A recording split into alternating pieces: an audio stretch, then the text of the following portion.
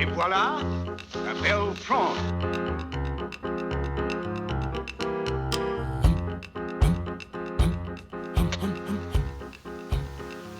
C'est Meursault.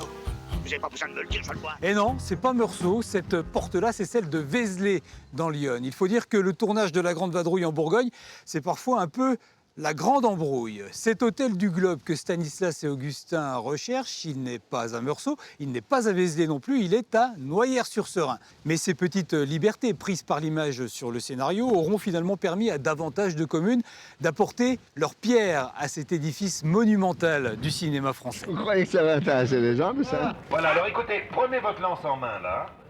Oui, 3 premières. Bien sûr, Meursault aura quand même vraiment joué le rôle de Meursault dans le film. Sa mairie a été maquillée en commandanture et quand un incendie s'y déclare, ce sont les véritables pompiers du village qui interviennent.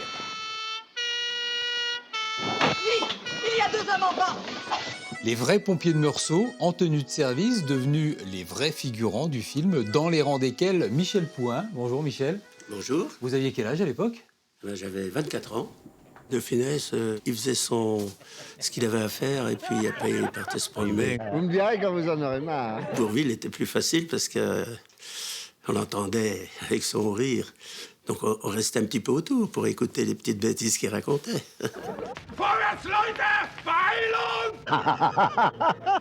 On était comme figurants, on était payés 50 francs par jour et on mangeait à midi avec les acteurs, les gens du cinéma, donc pendant 5 jours. Le tournage est long, vu le peu de passage quand même dans le film. C'est quelque chose. Ça va. C'est le dernier film qu'on fait ensemble. Ah oui. Aujourd'hui, autant que la vigne et ses vins, la Grande Vadrouille fait partie intégrante du patrimoine de Meursault. Séverine, bonjour. Bonjour, vous êtes Emmanuel. guide touristique. La Grande Vadrouille, c'est devenu un véritable atout touristique pour Meursault? Ah, complètement. On a vraiment une très forte demande de la part du public pour revenir vivre les coulisses du tournage du film. Et sur Meursault, c'est vraiment un point vraiment attrayant, d'attraction très très fort, après le vin évidemment. On a des touristes qui sont français, qui sont étrangers, des Belges qui reviennent sur le village pour voir le tournage vraiment et les lieux emblématiques. Alors à tel point que vous en avez fait une visite spécialement dédiée au tournage de la Grande Vadrouille. Exactement, c'est une visite qui connaît beaucoup de succès, qui débute à partir du mois de mai pour les week-ends de pont. C'est vraiment une visite qui est grand public, donc c'est très convivial et très sympa. Alors l'autre grand lieu de tournage de la Grande Vadrouille en Bourgogne, il est en plein centre de Beaune.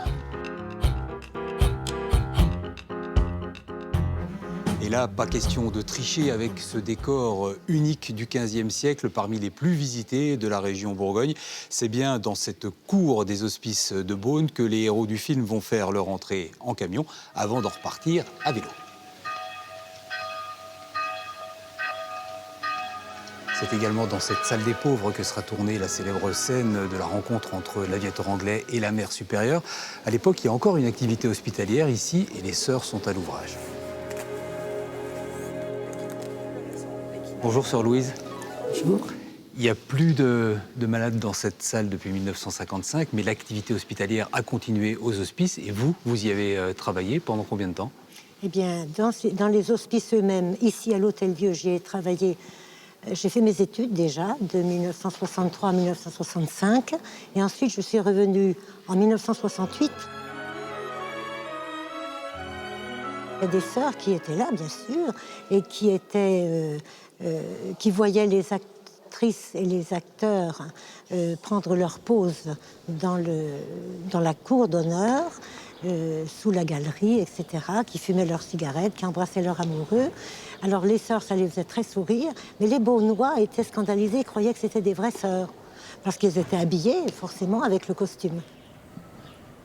On ne se lasse pas de ce film-là, jamais. Voilà. D'ailleurs, l'aviateur anglais, il était dans le lit numéro 6. Je vois qu'un remède, changement d'air immédiat. Je m'en occupe tout de suite, docteur. En quittant l'Hôtel-Dieu de Beaune, Stanislas et Augustin commenceront à peine leur vadrouille bourguignonne. Le tournage traversera ce pont, ainsi que tous les sites dont nous venons de parler. Qu'est-ce qu'on va devenir?